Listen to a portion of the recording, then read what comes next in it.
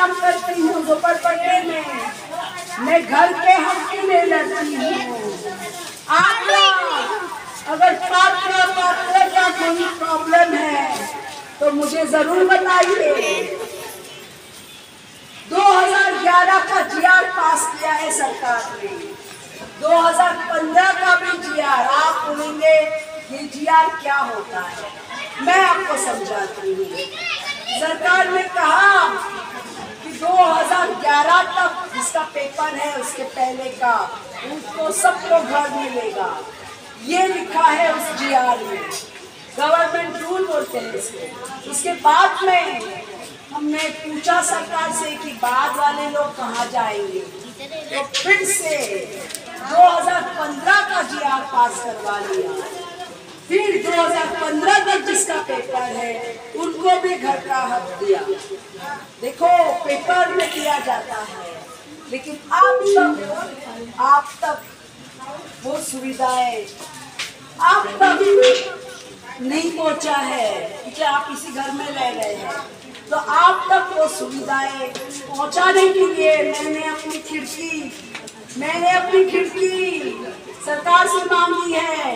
इनके लिए खिड़की हमारे बच्चों ने खोला था। इनका सबका पेपर्स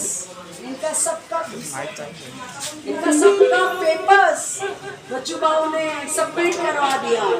तो आप लोगों का भी पेपर्स हम सबमिट करवाएंगे, क्योंकि मेरे हिसाब से हर कोई जो 15 साल के ऊपर अगर यहाँ रहते हैं, अगर एक जगह पे 15 साल से ऊपर मुंबई में रहते हैं तो आप डोमिसाइल हो जाते हैं।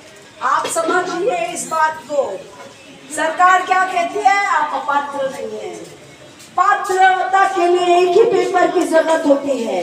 आपको कहा जाता है 2-3 पेपर्स लाओ, गलत कहती है जो अधिकारी है। देखो मैं ऑन कैमरा बोल रही हूँ, ये चीज वायरल होगा, क्योंकि मुझे पता है आप लोगों को आप गुमनाम किया जाता है। एक ही पेपर लगता है। अगर आप वोटिंग कर रहे 15 साल से अगर मुंबई के वोटर्स हैं तो आप यहाँ के डोमिसाइल हो गए। और दूसरी चीज कि आपको अगर कहीं आपके नाम से घर नहीं है तो आपको घर देना ही पड़ता है। आप समझिए इस बात को। अधिकारियों को क्या लगता है उनके जेब में से वो आपको घर देते नहीं। हमारी योजनाएं बनी है, सरकार ने हमारी योजनाएं बनी है। हमारा जो टैक्स का पैसा है, हम जो टैक्स भरते हैं, आपको लगता है हम तो गरीब हैं, हम कहाँ टैक्स भरते। लेकिन आप एक एक चीज जो लेते हैं, एक बिस्किट, ग्लूकोज बिस्किट का भी आपने लिया, उस पर जीएसटी लगता है। दूध लिया, आपने कुछ भी लिया, उस पर टैक्स लगता है। आप टैक्स भरते हैं, आप टैक्स दे रहे हैं। आप लोग टैक्स पेयर है।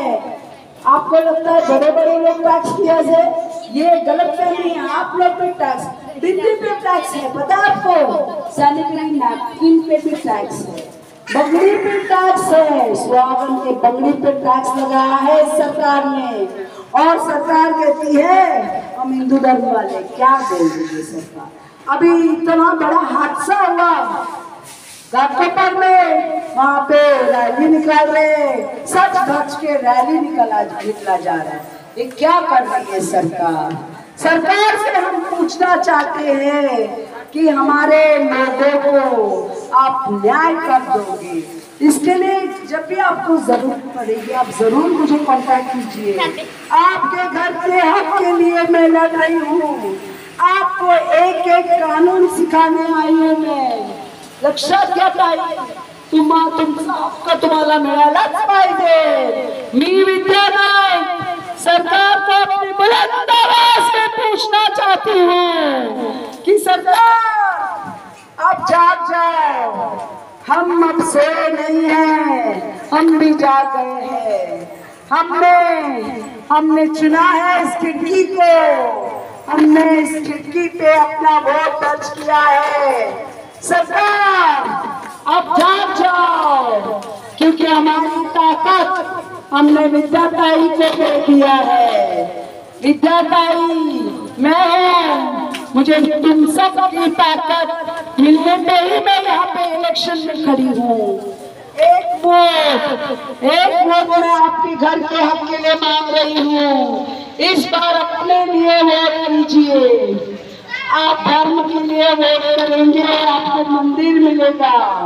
मैं भी हिंदू हूँ, मैं भी जाती हूँ, मैं भी मंदिर जाती हूँ, लेकिन सबसे पहले हमें मंदिर तो हम भी बांध देंगे। हम तो अपने घर में मंदिर बांध देते हैं, सही है कि ना?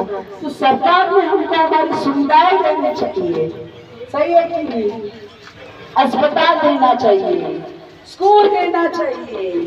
सरकार से मैं कहना चाहती हूँ कि जरा थोड़े थोड़े जाता है। सरकार से मैं पूछना चाहती हूँ कि विकास में हमारा हक कहाँ है? विकास में गरीबों का हक कहाँ है? सरकार, हमारे बच्चों का प्लेग्राउंड कहाँ है? सरकार से मैं पूछना चाहती हूँ कि हम कब तक चुप रहेंगे?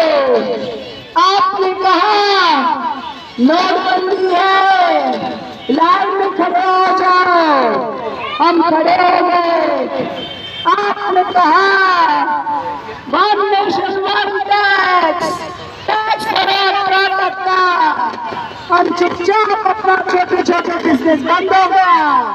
जीएसटी के चक्कर में इतने ऊपर जीएसटी के चक्कर में हमारी छोटी छोटी बिजनेस बंद करवा दिया सरकार ने। अपने पूंजीपतियों का जो बड़े बड़े उनके दोस्त हैं, उनका बिजनेस शुरू करने के लिए, मजबूत बनाने के लिए हमारा छोटे छोटे बिजनेस बंद करवा दिया। सरकार हमें बेवकूफ समझती है।